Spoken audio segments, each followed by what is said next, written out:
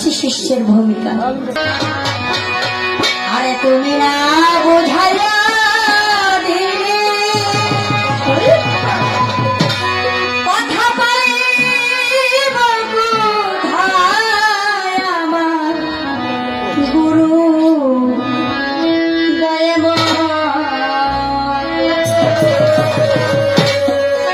আমি অনত ভেদের কথা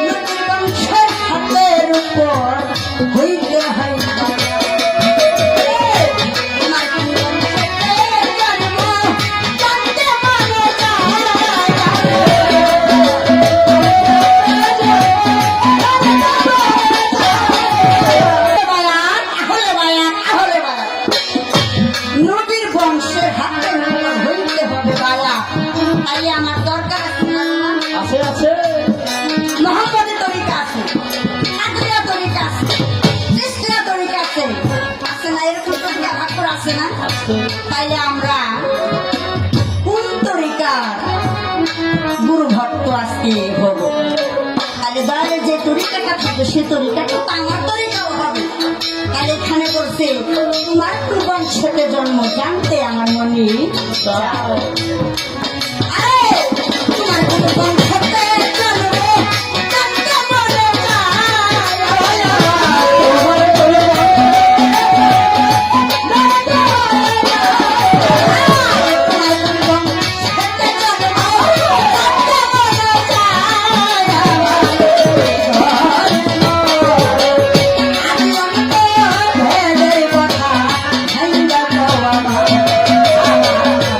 Second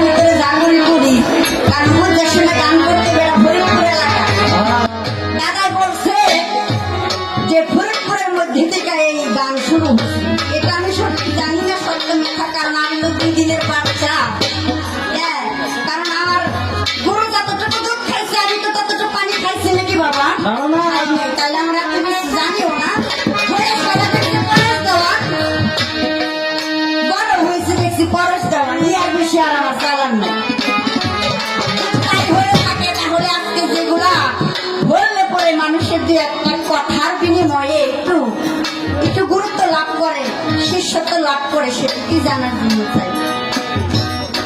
আল্লাহ ৯৯টা নাম, এই ৯৯টা নামের মধ্যে কোন নামের সংখ্যায় আপনি, কোন নামের সংখ্যায় আমি, আর এই ৯৯টা নাম আল্লাহ কোরআনের মধ্যে কোন কোন আয়াতের মধ্যে আছে, কোন কোন জায়গায় আছে, এই ৯৯টা নামের অর্থটাকে আর নাম ৯৯টা হলো কেন? আল্লাহ এক, নাম ঠাকুর এক, আলিফ এক নাকি? তাইলে ৯৯টা নামের দরকার আছে। আমি একটা নাম রাখছি কি জন্না দেওয়া, দেওয়ান কিন্তু আগে আসে নাই। আগে আমার মায়া বা ডাক দিচ্ছে জন্না করে, এখনো ডাক দেয় জন্না করে। অনেক সময় কয় গেদি মা, কিন্তু গানে আসছি পড়াশোনা দেওয়া নাচছি নিজামি। এই জন্য আমার দাদা আমার বলছে যে আমার একটু অংশ রাখ, তুই একটা দেওয়ান বসাই দিয়েছি দেওয়ান। তাইলে একটা না দুইটা নাম হতে পারে। ৯৯টা নামে কি দরকার আছে? এই ৯৯টা নাম আল্লাহ কেন আসছে? কোরআনের কোন কোন আয়াতের মধ্যে আল্লাহর নাম আছে, কোন কোন জায়গায় আছে, মানে মানব দেহের মধ্যে কোথায় কোথায় আছে? আরে সস্তা হারাম রজত নিতে হয়, রজতে করবো সস্তা বলে দেওয়া আমার।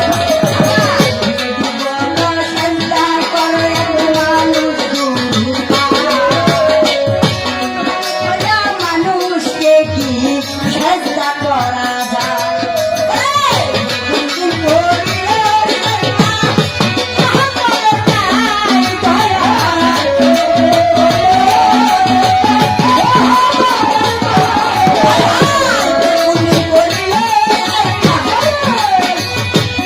ফরিদপুরের শিল্পী পাইছে সেমনের মতো জিগামু আপদ খালি ভরমু।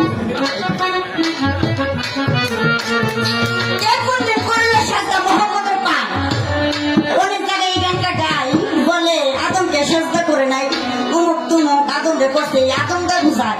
আসলে আমি আদমের তৈরি, মাটির তৈরি, আগুনের তৈরি, বাতাসের তৈরি। আমার মোহাম্মদ তাই নাকি? আমার মোহাম্মদ তাই নাকি? আমার মোহাম্মদ হয়েছে নূরের তৈরি। তাইলে নূরকে সেজদাটা সর্বপ্রথম কে করছে?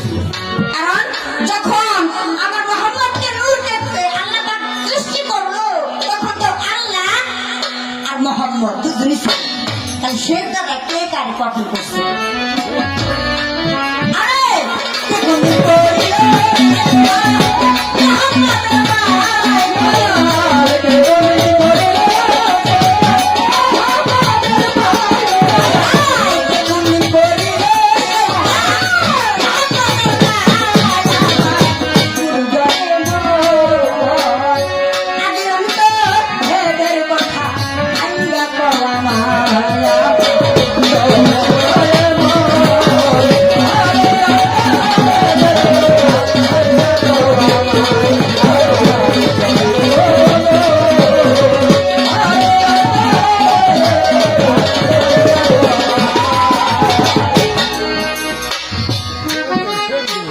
গানের মধ্যে যেগুলি আছে, আশা করি দয়াল যদি দেয়, তাইলে এখনো তার আমরা ব্যায়ামুড়ি গান আছে, মনে হয় না ব্যায়ামুড়ি গান।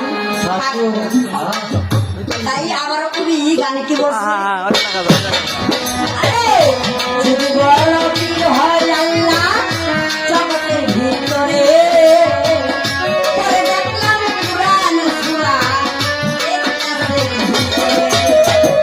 নিরাকার লাশ করি কাল্লা মাকে মালিক সাই। আল্লাহ কিন্তু জন্ম মৃত্যু আহার নিদ্রা। যদি বড় পীর হয় আল্লাহ জগতের ভেতরে, পরে দেখলাম কুরআন সূরা ইখলাসের নিরাকার লাশ করি কাল্লা আতে মালিক সাই। আমার আল্লাহর জন্ম নাই, মৃত্যু। তাহলে এখানে যদি আল্লাহর জন্ম মৃত্যু না থাকে, তাইলে যারা পীর মুর্শিদ আছে এরা কোন রয়েতে মিশিয়ে আছে? আল্লাহ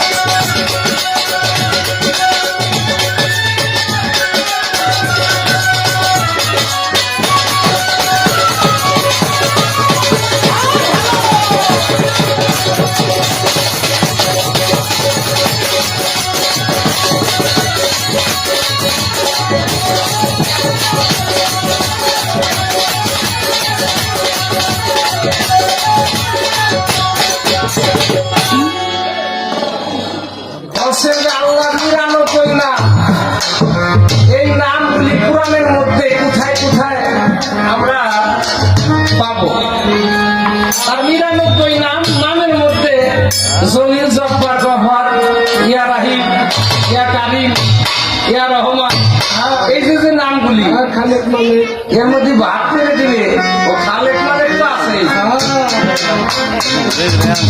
নামের মধ্যে নাম আছে, যে নাম ধরার জন্য পীরের কাছে যায়। সূরা ফাতিহা, সূরা ফাতিহা যাকে বলা হয় ফাতিহা, সূরা ফাতিহা আর ফাতিহা এই দুইটা সূরার মধ্যে গুরু শব্দ আছে। এই গুরু শব্দ কোরআন থেকে আসছে। গুরু কিন্তু কেউ তৈরি করা না, এটা অনেকেই কিন্তু জানে না। এগুলো আমি অনেক ঘাটাঘাটি করছি, দেখি অন্য বয়সে কি কয়, আমি একটু বিশ্লেষণ করে বাইর করে দেখি পাওয়া যায় কিনা। আজকাল মানুষ কোরআন দিয়ে প্রমাণ করতে চায়। এই পায়ের নাম আরবি ভাষায় বলা হয় রিজলুন, কাদামুন শব্দ ব্যবহার করা হয়। এর নাম কদম বসি। কদম মানে পা, বুস মানে চুম্বন করা। আরবি ভাষায় কদম বুস করলে মানুষের যে হাত দিয়ে আর একজনের হাত দিয়ে এরকম করে কয় যে এই কদম বুস না, এটা মুসাবা, এটা কদম বুঝবে না। কদম যদি পা হয়, বুঝ যদি চুম্বন হয়, তাহলে তোমার চুম্বন করতে হলে মাথা নিচেই করতে হবে না, বুঝলে? তা চুম্বন করতে হলে ওই সেজদাটা গুরুর পায়ে দিতে হবে। সেজদা হলো দুই প্রকার, একটা তাজমি সেজদা, একটা ইবাদতি সেজদা। যে সেজদাটা তুমি পীরের পায়ে দেওয়া, এটা হলো তাজমি সেজদা। এটা পীরের পায়ে দেওয়া মানে কি, পীর কেনা, ওই পীরের রূপে তুমি সেজদা দিছো কাকে, মুর্শিদ রূপে সাই ও সাই বিরাজ করতেছে। এই মুর্শিদকে চিনলে রাসূলকে চেনা যায়, রাসূলকে চিনলে আল্লাহকে চিনা যায়। এই জন্য সূরা ফাতিহার 10 আয়াতের মধ্যে বলছে ইন্নাল্লাযিনা ইউবাইয়ুনাকা ইউবাইয়ুনাল্লাহি ইয়াদুল্লাহি ফাওকা আইদিহিম। তুমি যেই হাতের উপর হাত রেখেছো, পীরের হাত, রাসূলের হাত, রাসূলের হাত আল্লাহর হাত। কারণ এই জায়গা জমির থেকে লোভ করলে তার গুরু ধরা হয় নাই। তার এই মোহমুক্ত, এই মোহ জগতে তাকে জড়াবে দিতে, তাকে আঁকড়াই ধরছে। এইখান থেকে মুক্ত পাওয়ার একটা রাস্তা, একটা গান আমি তোমাকে দিই।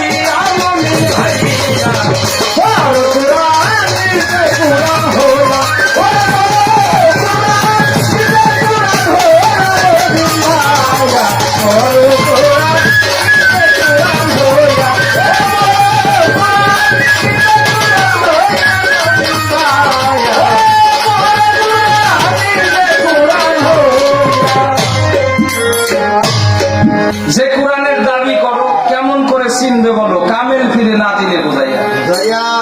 কোরআন পড়লে কি কোরআনের যে শানে নজুল, কোরআনের যে অর্থ, এটা বুঝতে হলে আর একটা জ্ঞানীর কাছে যে বুঝতে হয়।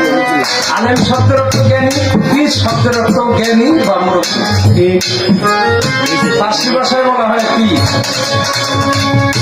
আলেম শব্দের অর্থ জ্ঞানী। জ্ঞানীর সাথে জ্ঞানী যদি আলাপ হয় তাহলে ওখানে কোনো ভেজাল থাকে না। ভক্ত যদি জ্ঞানী হয়, গুরু যদি জ্ঞানী হয়, উভয় যদি জ্ঞানী হয়, জ্ঞানীকে ইশারা দিলেই সে বোঝে।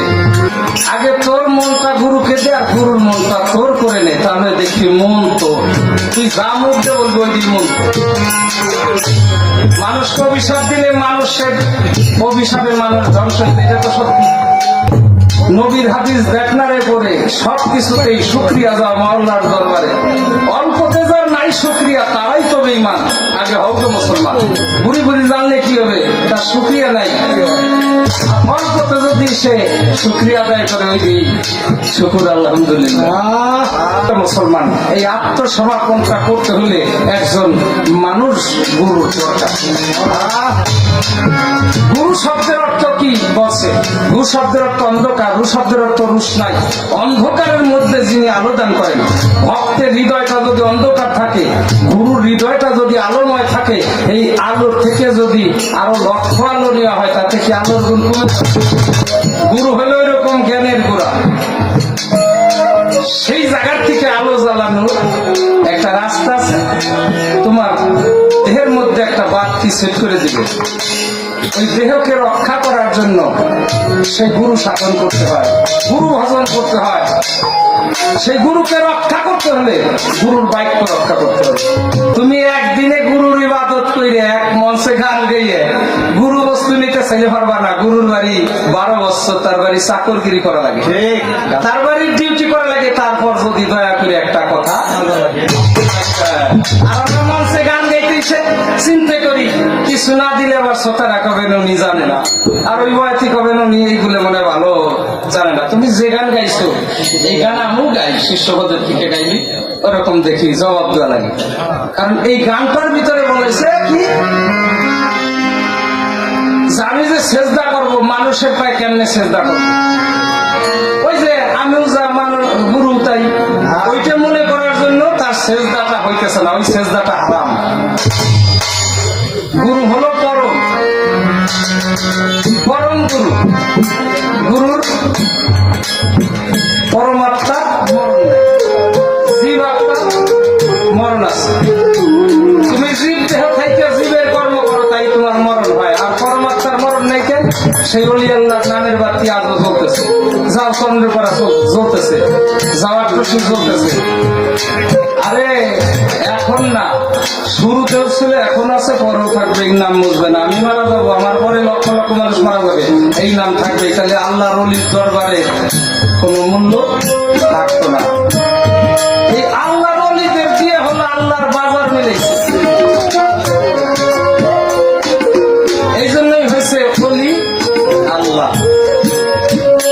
অলি আল্লাহ কিন্তু সবাই না, অলি আল্লাহ। যারা আল্লাহ তাবেদারি কইরে যারা অলিত্ব লাভ করছে তারা হয়েছে অলি আল্লাহ। সবাই সেই অলিকে চিনা খুব কষ্ট। এই মদন হাজির কথা মনে আসে, রোজার মাসে গেছে সবাই যাই পিছিয়ে। আপনি একজন হাজি মানুষ, রোজার মাসে রোজা রাখছে, আর আপনার বাড়িতে এইসব পাগল ভক্তবিন্দু তারা সবাই দেখি দিন ধরে খাইতেছে। অজু নাই, গোসল নাই, নামাজ নাই, রোজা নাই। কেমন ভক্ত? আর আপনি কেমন কি রোজার মাসে রোজা রাখতে গেল? সবাই যদি এলাকার লোক ধরে মুলবি মোল্লারা, তাহলে তার একটু সেই কথাটা শুনতে হয়। বাবা কি করবো? রোজা রাখতে। রোজা যদি রাখতে হয় তাহলে আমি আজকে রোজা রাখবো, আমার সাথে তোমরাও রোজা থাকবো আজকের একটা মুহূর্তের জন্য। উনি 20টা টাকা দিয়ে বসে ওই বাজার থেকে বাতাসা নিয়ে এসে, বাতাসা নিয়ে এসে বেলা 10টার সময় কইছে কি এখনকার আমি রোজা থাকবো। বাইরে হয় নাকি? আজকে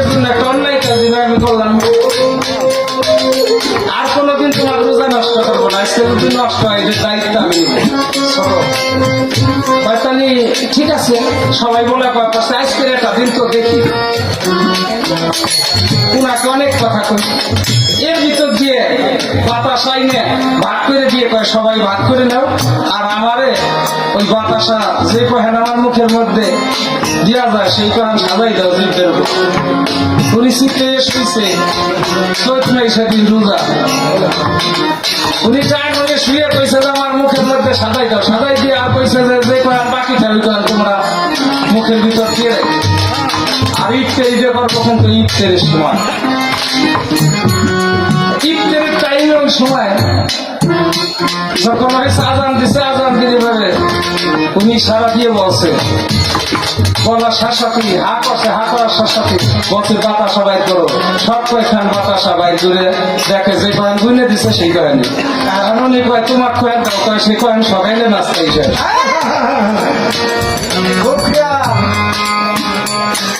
বুঝছেন বয়াতিসা কোরআনের মধ্যে সুরের কয়েকটা সুরের মধ্যে একটা সুরে ইসুফ এইটাকে দিয়েই প্রমাণ করা হয়েছে সুরা ইসুফের মধ্যে ইসুফকে 10 ভাই সহ তার পিতা মাতা সহ সেখানে ইসুফকে তারা সেজদা করেছিল সেই সেজদা থেকে মানুষ আজও অবধি সেজদা করতেছে আর এই সেজদাটা যদি ওই সময় যদি না করতো তাহলে মানুষ বুঝতো না যে সেজদা কি জিনিস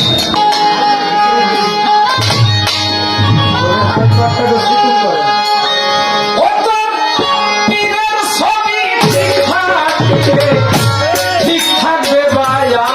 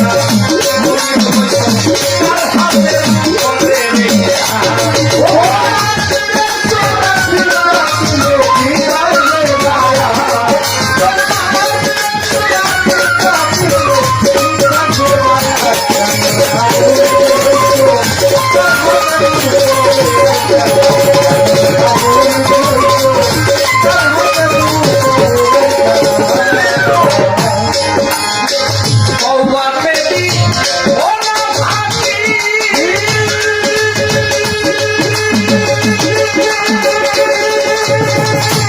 যে পীরের কাছে যে বায়াত হইছেন এই নিচের গুলো একটু কমবে সব এই যেগুলো রোল বাদে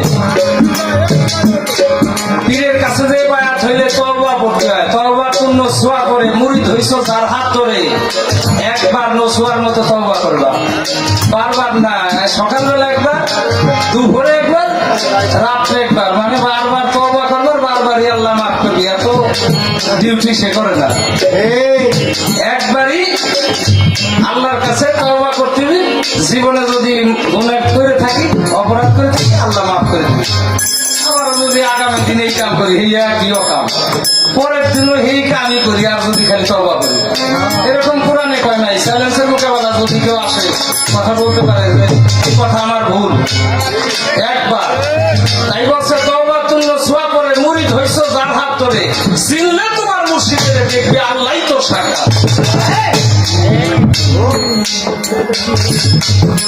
সব তরিকে চলে যাবে লাস্টে একটা তরিকে থাকবি যেই তরিকার নাম হবে মাহদি তরিকা ওইটা ধ্বংস হবে না সব ধ্বংস হয়ে যাবে সব কিছু ধ্বংস হয়ে যাবে নবীদের যে জ্ঞান করা হয় করা হয় আল্লাহ নিজেই পাঠ করবে ওইটা কোনোদিন ধ্বংস হবে না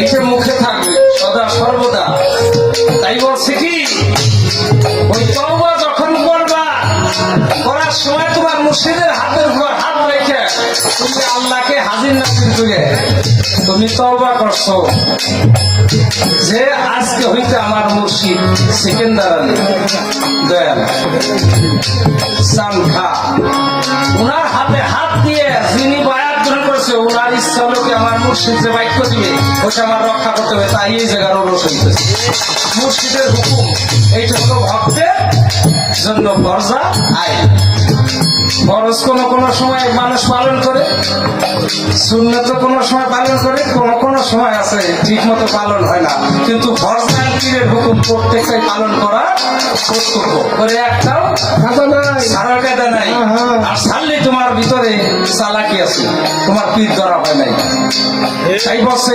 তওবার মধ্যে যেন চালাকি না থাকে তাই বলছে তওবাতে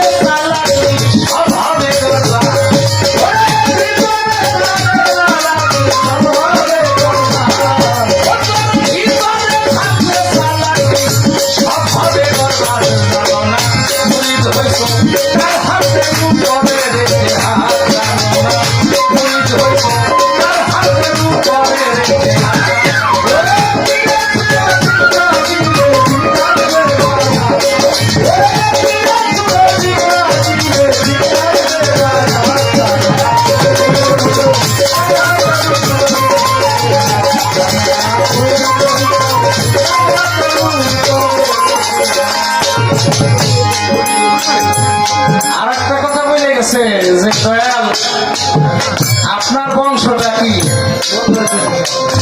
নবীর বংশের উপর হাত রাখার কথা। হ্যাঁ?